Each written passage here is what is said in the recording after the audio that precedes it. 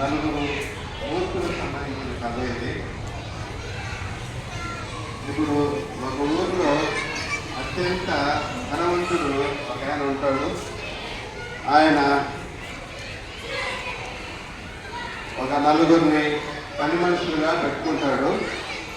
ఆ నలుగురి కోసం చాలా మందిని ఎంక్వైరీ చేస్తాడు. బాబు, నా ఇంట్లో పని మనుషులు కావాలి, నలుగురు కావాలి అని అడిగితే రీజనబుల్గా మామూలుగా పనులు 3 పూటలు తిండి పెట్టి సంవత్సరానికి వాళ్ళు చేసే పనులు బట్టి డబ్బులు అడుగుతారు. ఆ విధంగా అడుగుతుంటే ఎవరిని తీసుకోరు. ఇంత డబ్బులా, ఆ పని ఏదో నేను చేసుకుంటాను లేకపోండి అని ఇవ్వడు. లాస్ట్కి అడగంగా ఒకేసారి నలుగురు చిన్ననాటి మిత్రులు పనులు చేసుకునేటువంటి వాళ్ళు కలుస్తపడతారు. వాళ్ళు నలుగురికి పెళ్ళిళ్ళు కాలే కాబట్టి ఖర్చు లేదు. 3 పూట్ల కడుపు నిండా తిండి పెడతామంటే సంబరంగా నలుగురు వస్తుకొని వచ్చి పనికి చేరారు. ఆయన ఏ పని చెప్పినా చేసుకున్నారు. 3 పూట్ల తిండి పెట్టి చాలా తక్కువ ఖర్చుకి నాకు 4 పనులు దొరికారని సంబరంగా ఉన్నారు. సరే, ఒక 10 రోజులు గడిచిన తర్వాత ఈయన నలుగురికి 4 పనులు అప్పగిస్తాడు. మొదటి వ్యక్తికి ఒక పని అప్పగిస్తాడు. ఏంటంటే, నాకు 4 మేకలు కొన్నాను, నేను ఈ మనుషులు చూస్తానే అతనికి దురాశ కలిగి వీళ్ళ కోసమే పని కోసమే ఒక 4 మేకలు 10 మేకలు కొన్ని ఈ మేకలతో కొన్ని వందల మేకలు తయారు చేసి ఇంకా డబ్బు సంపాదించాలనుకుంటారు. ఆ 10 మేకలు ఇచ్చి అడవికి పంపిస్తారు. ఇంకా అడవిలో తినేదాన్ని కూడా అన్నం కూడా మూట కట్టిస్తారు. అడవిలోకి పోయి ఇతను మేకల్ని చక్కగా అడవి అంతా తిప్పి అది బాగా వేసాయి. ఇతను కూడా ఆ అడవిలో చిన్న పండ్లు ఉంటే తింటా హ్యాపీగా ఎంజాయ్ చేశాడు. తర్వాత మధ్యాహ్నం 1 గంటకి మామూలుగా ఇతనికి ఆకలి ఒక పెద్ద బావి ఉంటే ఆ బావి పట్టిన కూర్చొని నీళ్ళు తోడుకొని అన్నం తినేదానికి కూర్చున్నాడు. కాళ్ళు చేతులు కూర్చొనేటప్పుడు కొత్త మనిషి ఆడికి వచ్చేటప్పటికి ఆ డిస్టర్బెన్స్కి బావిలో ఉండే కప్పలన్నీ ఏం చేశాయంటే బెక్క ఆడడం మొదలుపెట్టి ఆ బెక్క అరిసేటప్పటికి ఇతను అయ్యో పాపం ఈ కప్పలకి ఆకలిగా ఉన్నట్టుంది, అయ్యో వాడికి తిండి పెట్టకుండా నేను తింటే ఎలా అని చెప్పేసి తన దగ్గర ఉండే అన్నాన్ని సగం అన్నం తీసి కప్పల కోసం ఆ డబ్బేలోని ఆ మూట పడేటప్పటికి ఇంకా గట్టిగా బెక్క శబ్దం చేస్తాడు. అయ్యో ఇంకా ఆకలి తీరినట్లేదే అని చెప్పేసి తన దగ్గర ఉండే 10 మేకల్లో ఒక మేకను తీసి ఎత్తుకుని దబాయాలని కింద వేస్తాడు. ఆ శబ్దానికి కొన్ని కప్పలు చచ్చిపోతాయి. తర్వాత ఆ మేక కూడా నీళ్ళలో పడి చచ్చిపోతుంది. దానికి ఇంకా భయపడి మిగిలిన కప్పలన్నీ ఇంకా గట్టిగా అరవడం మొదలు పెడతాయి. అయ్యో ఇంకా నీకు ఆకలి తీరలేదా, అయ్యో నీకు ఇంకొక మేకను తెచ్చి ఆహారం చేస్తానని చెప్పేసి తీసుకొచ్చి ఇంకొక మేకను వేస్తాను. ఇంకా గట్టిగా శబ్దం చేస్తాయి. ఈసారి కూడా కొన్ని కప్పలు చచ్చిపోతాయి. అయినా మిగతా కప్పలు భయపడి ఇంకా గట్టిగా కేకలేస్తాయి. ఆ విధంగా బావిలో ఉండే కప్పలన్నీ చచ్చిపోయేదాకా ఏం చేస్తాడు, ఆ కప్పల పత్రానికి ఒక్కొక్క మేకను పైనుంచి దెబ్బలు వేసేస్తాడు. పాపం ఈ మేకలన్నీ నీళ్ళను పడిపోయి చచ్చిపోతాయి. ఈ మేకలు పైనుంచి పడేటప్పటికి ఈ మేకలు అంత బరువు పడేటప్పటికి ఈ కప్పలు కూడా చచ్చిపోతాయి. ఆ విధంగా ఒకేసారి 2 రోజులు అయిపోయింది. బావిలో ఉన్న కప్పలన్నీ చచ్చిపోయాయి. తాను మేపుకుని రాను నాయన అని మేకలకి పంపిస్తే ఆ మేకలు తీసుకుని బాగా వేసింది. మేకలన్నీ చంపేశాయి. ఇంకా వడ్డీ చేస్తుంటే పాట పాడుకుంటా హ్యాపీగా నేరుగా బావిలో కొన్ని వందల కప్పులకి ఆహారం వేసేసాను, ఒక్క కప్పు కూడా అరవడం లేదు, వారి కడుపు నిండా తినేటట్టు 10 మేకల్ని ఆహారం పెట్టేశాను అని ఏడుకుంటా డ్యాన్స్ చేసుకుంటా ఉంటాడు.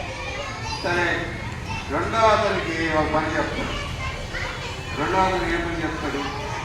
నువ్వు పోయి అడవిలో ఎండుకట్టలు ఉన్నాయి, కోళ్ళని 2 అద్దెలు ఒక బండి ఇస్తాను తోలుకురా అంటే, అతను పోయి అడవికి పోయి మొత్తం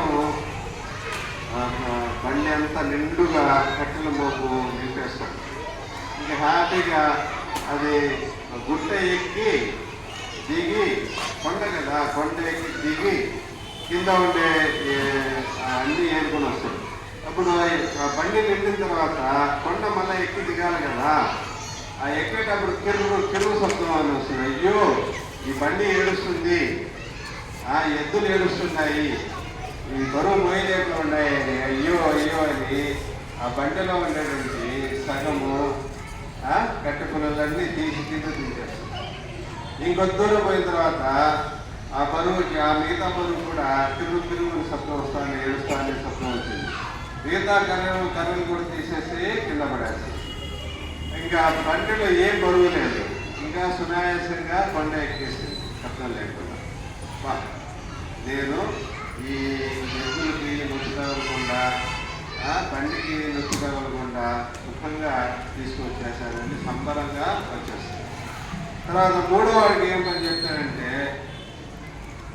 మా అత్తమ్మ వాళ్ళ ఇంట్లో నెయ్యి ఉంది, పోయి తీసుకురారా అని చెప్పి పని చేస్తాడు. వీడేం చేస్తాడు, వాళ్ళ అత్త వాళ్ళ ఇంటికి పోయేసి ఒక నెయ్యి డబ్బా తీసుకొని ఉదాహరణ పెట్టుకుంటాడు. ఎత్తుకునేటప్పుడు తేలిగ్గా ఉంటుంది. ఒక 100 అడుగులు వేసిన తర్వాత బరువు అనిపిస్తుంది, ఇంకో దూరం పోతే ఇంకా బరువు అనిపిస్తుంది. ఏంటి రాయేది, నేను ఎత్తుకున్నప్పుడు తేలిగ్గా ఉంది, ఇప్పుడు బరువుగా ఉంది అని దాని లోపల మూత తీసి చూస్తాడు. ఈ నీడే దాంట్లో పడద్దు. వాడు ఎప్పుడు వాడి ముఖమో అద్దంలో చూసుకోలే, ఏంద్ర లోపల ఏదో దయ్యం ఉన్నట్టుందే అని భయపడిపోయేసి, అమ్మా నీకు దయ్యం ఉందని మూత గట్టిగా బిగించేసి దాన్ని తీసుకుని పోయి చెరువు దగ్గర తీసుకుని పోయి దబేలని పై నుంచి చెరువులోకి వేసేస్తాడు.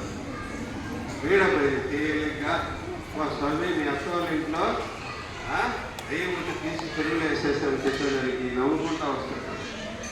తర్వాత ఇంకొక 4వ వాడికి, ఇంట్లోనే ఉంటాను ఆయన, నువ్వు ఆడికి పోవద్దు, మా అమ్మకు ఆరోగ్యం బాగాలేదు, నేను వేరే ఊరికి వెళ్తున్నాను, మా అమ్మని జాగ్రత్తగా చూసుకున్నాను ఆయన అంటే, సరే స్వామి బాగా చూసుకుంటానని వాళ్ళ అమ్మని చూసుకుంటూ ఉంటాడు. ఆమె ఏం అడిగితే ఇస్తూ ఉంటాడు, ఆమె అన్ని సేవలు చేస్తాడు.